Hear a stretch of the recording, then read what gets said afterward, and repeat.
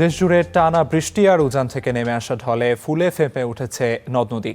এরই মধ্যে তীব্র নদী ভাঙনে ধসে পড়ছে একের পর এক সড়ক আর প্রতিরক্ষা বাঁধ। কোথাও বন্ধ হয়ে গেছে যান চলাচল, কোথাও আবার মুহূর্তেই বিলীন হয়ে যাচ্ছে শত কোটি টাকার অবকাঠামো। এতে আতঙ্কে দিন কাটাচ্ছেন নদী পাড়ের মানুষ।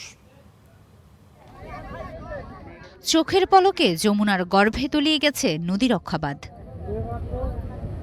ভাঙনের ধাক্কায় ক্ষতিগ্রস্ত টাঙ্গাইলের ভুইয়াপুর তারাকান্দি আঞ্চলিক সড়ক। দুর্ঘটনা এড়াতে বন্ধ করে দেওয়া হয়েছে যান চলাচল। এতে চরম ভোগান্তিতে পড়েছেন স্থানীয় বাসিন্দা ও যাত্রীরা। আমরা মূলত রাত্রি যাপন করতেছি একটা আতঙ্কের মধ্যে দিয়ে, যে যখন তখন যে কোনো ধরনের দুর্ঘটনা ঘটে যেতে পারে। 20 থেকে 22টা গ্রাম একদম প্লাবিত হয়ে যাবে। তো এখানে সরকারের খুব দ্রুত একটি পদক্ষেপ আমরা আশা করতেছি। প্রশাসন বলছে ঝুঁকি কমে এলে প্রয়োজনীয় সংস্কারের পর আবারও যান চলাচল চালু করা হবে। রাস্তা একটু যে বাঁধটি আছে সেই বাঁধে আমাদের যে কার্যক্রম চলছে এখন ডাম্পিং কার্যক্রম একটু সমস্যার সম্মুখীন হচ্ছে আমরা ডাম্পিং কার্যক্রম শেষ করে আমরা পরবর্তীতে আপনাদের জানাতে পারবো কবে থেকে আমরা শুরু করব। কুড়িগ্রামের চিলমারিতেও ব্রহ্মপুত্রের তীব্র স্রোতে ধসে পড়েছে নদী রক্ষা বাঁধের বিশাল অংশ। 448 কোটি টাকা ব্যয়ে নির্মিত বাঁধের প্রায় 60 মিটার অংশ নদীগর্ভে বিলীন হয়েছে।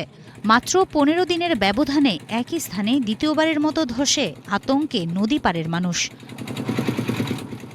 স্থানীয়দের আশঙ্কা, দ্রুত স্থায়ী ব্যবস্থা না নিলে হুমকির মুখে পড়বে বসতভিটা, কৃষিজমি এবং নানা স্থাপনা। যখন ভাঙা শুরু হয়ে গেছে তখন কাজ শুরু করছে, কিন্তু এই বস্তা আর এখানে টিকতেছে না। বাঁধটা থাকার কারণে আমাদের প্রত্যেকবার আমরা বন্যা থেকে রক্ষা পাইতেছি।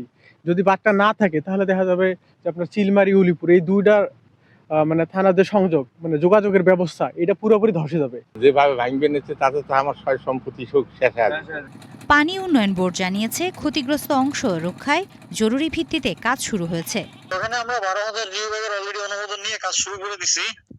আপাতত সেফ সাইডে চলে আসছে আর রিস্ক মুক্ত হয়ে গেছে। আগামী 2-3 দিনের মধ্যে কাজটা পরিপূর্ণ শেষ হবে। জরুরি সংস্কারের পাশাপাশি দীর্ঘমেয়াদী নদী শাসন ও টেকসই প্রতিরক্ষা বাঁধ নির্মাণে দ্রুত কার্যকর উদ্যোগ নেওয়ার দাবি স্থানীয়দের। হিমাতুল জান্নাত, স্টার নিউজ।